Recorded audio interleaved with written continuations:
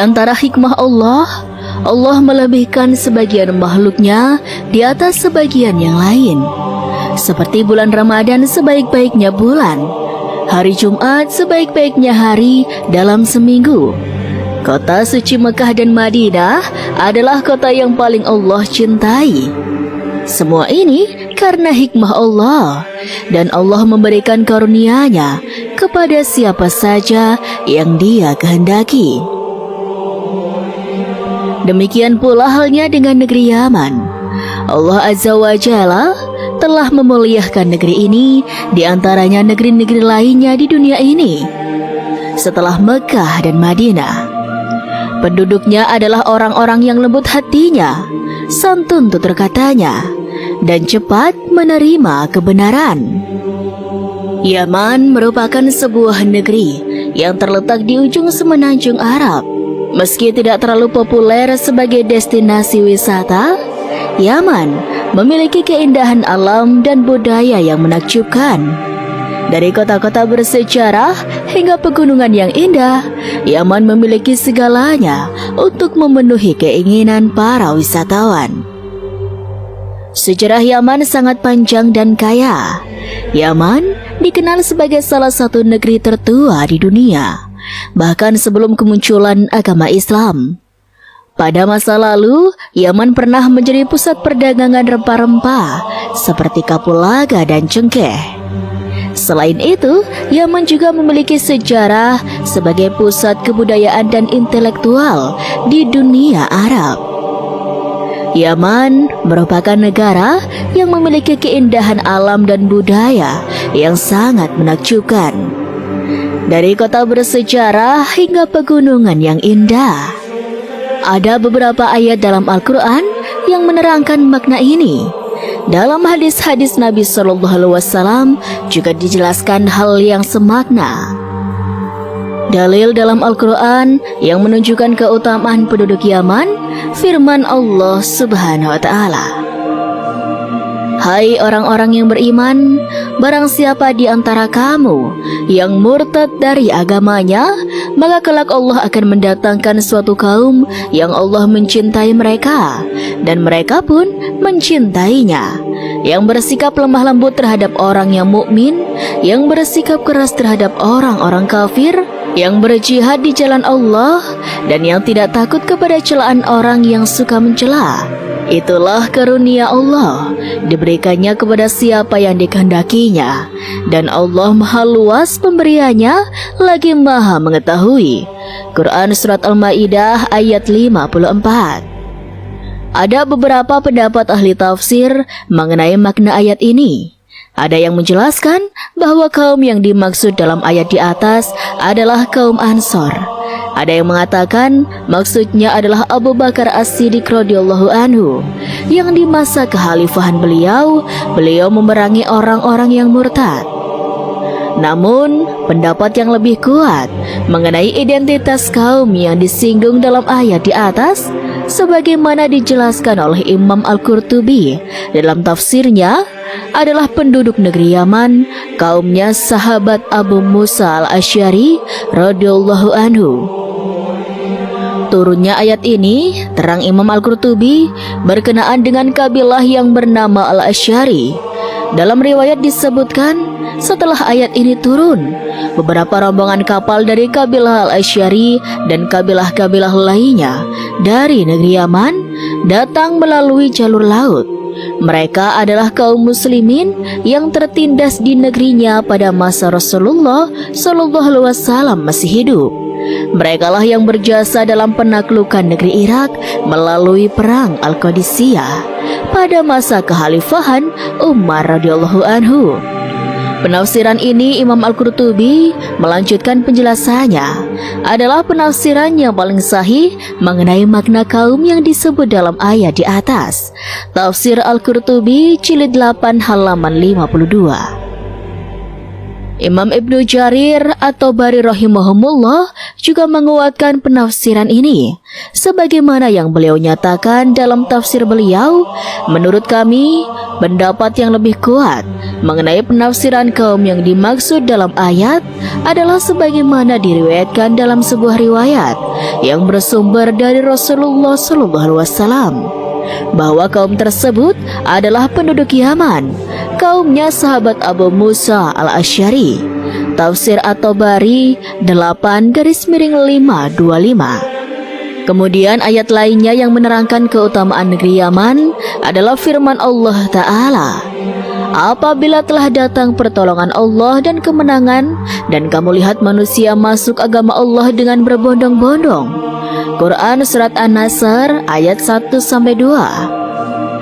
Dalam sabdanya, Nabi SAW menjelaskan bahwa ayat di atas sedang berbicara tentang penduduk Yaman, karena mereka adalah orang-orang yang lembut hatinya dan mudah menerima kebenaran.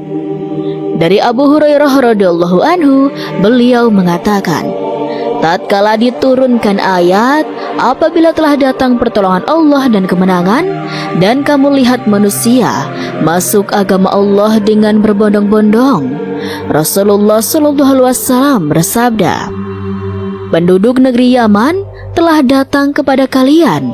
Mereka adalah orang yang paling lembut hatinya. Imam itu ada pada Yaman, fikih ada pada Yaman, dan hikmah ada pada Yaman. Hadis riwayat Imam Ahmad dinilai sahih oleh Al-Albani. Demikian pula dalam riwayat Ibnu Abbas dijelaskan, suatu ketika saat Nabi berada di Madinah, beliau bersabda, Allahu Akbar, Allahu Akbar. Maha besar Allah, telah datang pertolongan Allah, dan telah datang penduduk Yaman, kaum yang bersih hatinya, lembut tabiat mereka. Iman itu ada pada Yaman, fikih itu ada pada Yaman, dan hikmah itu ada pada Yaman. Hadis riwayat Ibnu Hibban, dinilai sahih Syekh Al-Albani. Adapun hadis-hadis Nabi yang menerangkan kemuliaan negeri Yaman, banyak di antaranya adalah sebagai berikut. Pertama, Nabi mendoakan barokah untuk penduduk Yaman. Dari Ibnu Umar, Nabi SAW berdoa, Ya Allah, berkahilah kami pada negeri Syam kami. Ya Allah, berkahilah kami pada negeri Yaman kami. Hadis riwayat Bukhari dan Ahmad. Kedua, Rasulullah SAW menerangkan bahwa penduduk Yaman adalah umatnya yang paling pertama merasakan segarnya air telaga beliau. Dari sahabat Sauban berkata, Rasulullah SAW telah bersabda, sesungguhnya kelak aku akan berada di samping telagaku.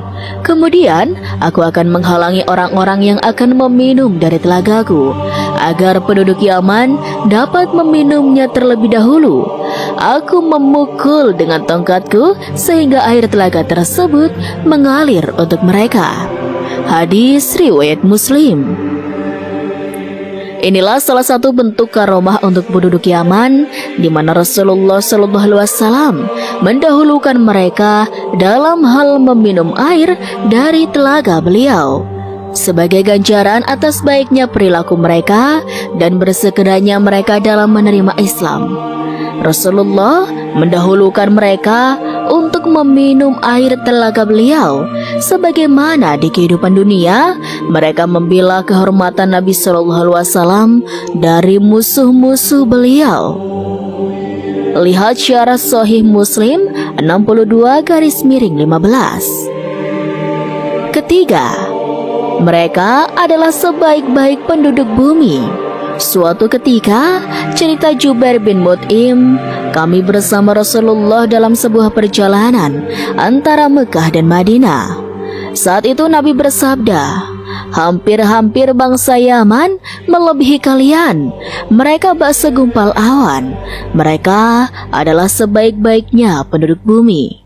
Hadis riwayat Imam Ahmad, Imam Bukhari, Imam Al-Baihaqi dinilai sahih oleh Al-Albani. 4. Penduduk Yaman, tentara Allah di masa terjadi fitnah. Abdullah bin Hawalah mengatakan, Nabi SAW bersabda, pada akhirnya umat Islam akan menjadi pasukan perang, satu pasukan di Syam, satu pasukan di Yaman, dan satu pasukan lagi di Irak. Hendaklah kalian memilih Syam karena ia adalah negeri pilihan Allah. Allah kumpulkan di sana hamba-hamba pilihannya. Jika tak bisa, hendaklah kalian memilih Yaman dan berilah minum hewan kalian dari kolam-kolam di lembahnya. Karena Allah menjamin untukku negeri Syam serta penduduknya. Hadis riwayat Abu Daud, Imam Ahmad, Al-Hakim, dan Ibnu Hibban dinilai sahih oleh Al-Hakim dan Al-Albani. 5. Penduduk Yaman, orang yang pertama kali meneladankan salaman. Anas bin Malik berkata, Nabi SAW bersabda, sesungguhnya telah datang kepada kalian penduduk Yaman, merekalah pelopor pertama dalam hal berjabat tangan. 6. Penduduk Yaman memiliki semangat yang tinggi dalam mempelajari sunnah.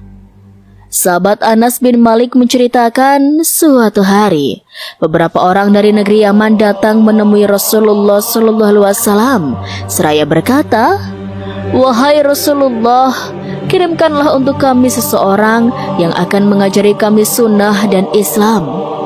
Lalu Rasulullah menarik tangan Abu Ubaidah seraya berkata, ini orangnya, dialah penjaga umat ini.